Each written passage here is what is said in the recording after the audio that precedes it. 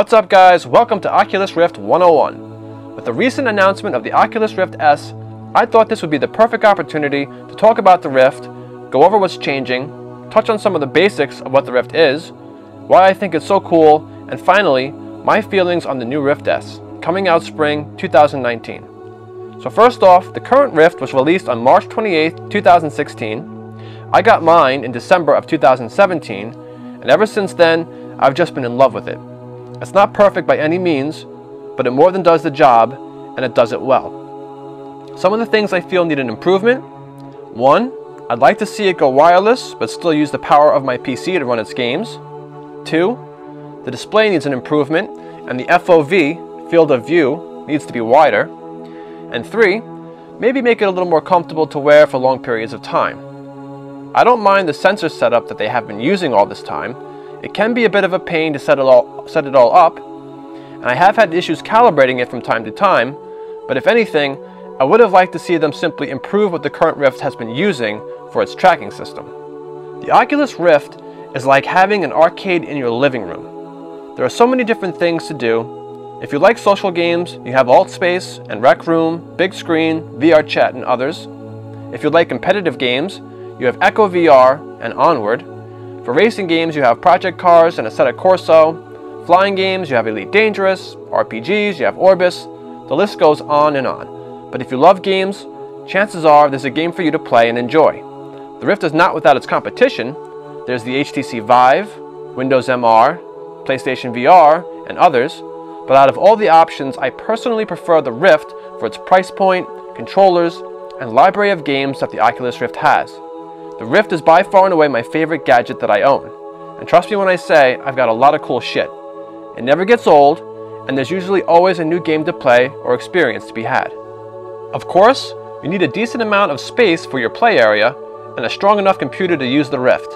But don't worry, if you don't have a computer that's up to snuff, you can always choose the Oculus Go or the upcoming Oculus Quest. After all, I started off with the Samsung Gear VR before I had my Rift, and I enjoyed it quite a bit. So there is quickly becoming many different options if you want to try out VR. This is certainly the age of virtual reality. Now on to the new Oculus Rift S. The resolution of the current Rift is 2160 by 1200. That's 1080 by 1200 per eye. The Rift S is 2560 by 1440, which is 1280 by 1440 per eye. The pixel density of the current Rift is 456 ppi, while the Rift S is 600 ppi. The Rift sports a screen type of a Pentile AMOLED display, while the S just uses an LCD display. The refresh rate for the Rift is 90 Hz, while the new S steps it down to 80 Hz, but Oculus insists it won't be a noticeable difference. The field of view on the current Rift is 110 degrees, and the Rift S is slightly different at 115 degrees. Most notable of all the changes, they have removed the awesome built-in headphones that the current Rift uses, and instead now, the Rift S uses a smaller speaker system that's built into the band of the head strap. Now instead of using outside tracking devices, the Rift S uses built-in cameras, 5 of them to be exact, to do inside-out tracking. Now while this will make room setup far more easier to do, I do have my doubts that it's a better way to go than the current recommended 3-sensor setup of the Rift.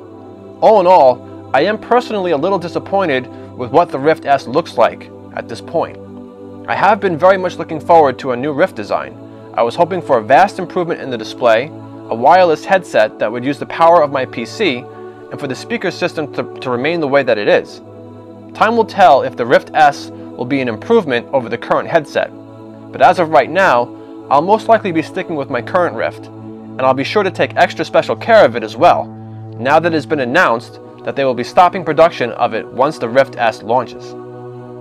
So all in all, no matter what, I'm definitely a VR gamer for life, and I'm glad VR seems to be doing so well at this point. There's got to be 10 to 15 different headsets to choose from right now, with more on the way. But my fear is that Oculus is flooding the market with too many choices. The Oculus Quest probably would have been sufficient for this year, and they could have released a true replacement for the current PC-based Rift next year. Getting down to the nitty-gritty, the specs of the Rift S compared to the original seems a bit odd. The refresh rate has decreased from 90 to 80 Hz, and the screen went from an AMOLED screen to LCD. And I really feel that the speaker system choice took a step backwards. The guys at Oculus seem to have simply changed the headset's speaker system, updated the tracking system, and the way in which the headset fits. But did it really need it? Is this really for the better? Especially when the Quest and Rift S will pretty much be at the same price point. Like I said, I guess time will tell, and we'll just have to see how it does. But I certainly don't need the updated headset, and will likely not be purchasing the Quest for myself either. But as a gift for friends or family, so that they can enjoy VR and be introduced to it, absolutely. The Quest will be a great gift to give, and I truly believe bridges the gap between the Oculus Go or a Gear VR compared to a PC-based headset. But anyway, this has just been some insight as to what the differences are from the current gen headset to what the Rift S will be. I showed you guys some gameplay of some of the different games available right now, and like always, I hope this entices you to give VR a chance and try it out for yourself. I truly believe it to be a life-changing experience, especially if you're disabled in some way and can't get out of your house. In fact, I have some friends who are handicapped and have told me how life-changing VR has been for them. Virtual reality has been something gamers like myself have been looking forward to for a long time. And it is just as amazing as we always hoped it would be. So thank you all for watching this episode of Oculus 101. Check back for future episodes as we continue to dive in to the amazing world of VR. Please like, subscribe, and leave some feedback. Are you looking forward to the new Rift S? What is your favorite VR headset? I would love to hear your thoughts. Take care everyone, and we'll be back real soon.